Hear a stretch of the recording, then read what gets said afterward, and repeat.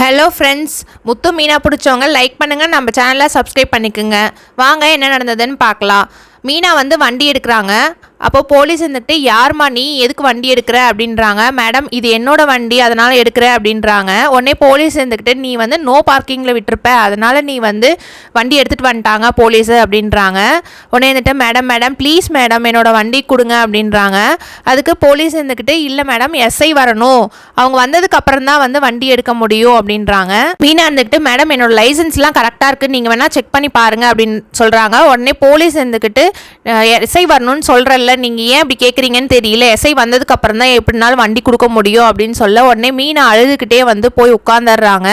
அடுத்து மனோஜ், ரோஹிணி, ஜீவா 3 பேரும் போலீஸ் வண்டியிலேருந்து இறங்குறாங்க. ரோஹிணி உடனே மனோஜ் கிட்ட, இந்த பணத்தை எப்படியாவது வாங்காமல் விடக்கூடாது மனோஜ் அப்படின்னு சொல்லிட்டு உள்ளே போகிறாங்க. உள்ளே போயிட்டு 3 பேர் சண்டை போட்டுட்ருக்காங்க.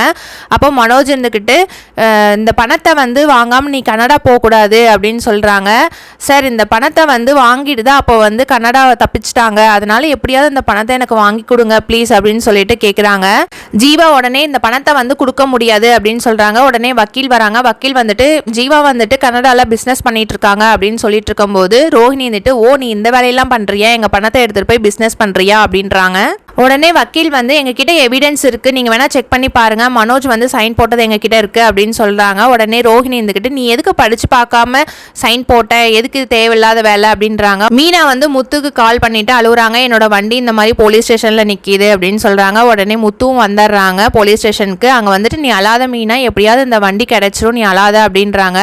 முத்துக்கு வந்து தெரிஞ்ச ஒரு ஏட்டு தெரியும், அவங்கக்கிட்ட வந்து பேசிகிட்டு இருக்கும்போது, நீங்கள் பணத்தை கட்டினீங்கன்னா உங்கள் வண்டி கொடுத்துருவாங்க சார், சீக்கிரமாக நீங்கள் வந்து கவலைப்படாதீங்க அப்படின்றாங்க. போலீஸ் வந்து ஜீவா கிட்ட, நீங்கள் 27 லட்ச ரூபா காசு கொடுக்கலன்னா கேஸ் ஃபைல் பண்ணி நான் கோர்ட்டுக்கு அனுப்பிச்சிருவேன், நீங்கள் வந்து அப்புறம் ஜெயிலில் லாக்கரில் தான் இருக்கணும் அப்படின்றாங்க. உடனே ஜீவா இருந்துக்கிட்டு, சார் நான் எப்படியாவது கனடா போகணும், நான் வந்து பிஸ்னஸ்க்காக அமௌண்ட் அப்ளை பண்ணியிருக்கேன், அதனால் நான் உடனே போகணும் சார் அப்படின்வாங்க.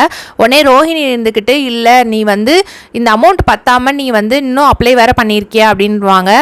போலீஸ் இருந்துக்கிட்டு, நீங்கள் இங்கேயே சமாதானம் ஆகிட்டீங்கன்னா நீங்கள் வந்து கனடா போகலாம், இல்லை ஆகலைன்னா நீங்கள் வந்து கண்டிப்பாக லாக்கரில் தான் இருக்கணும் பார்த்துக்கோங்க அப்படின்றாங்க. இதோட இன்றைக்கி முடியுது. நாளைக்கு என்னங்கிறது பார்க்கலாம். நம்ம சேனலை பிடிச்சிருந்தா சப்ஸ்கிரைப் பண்ணிக்கோங்க. Bye by.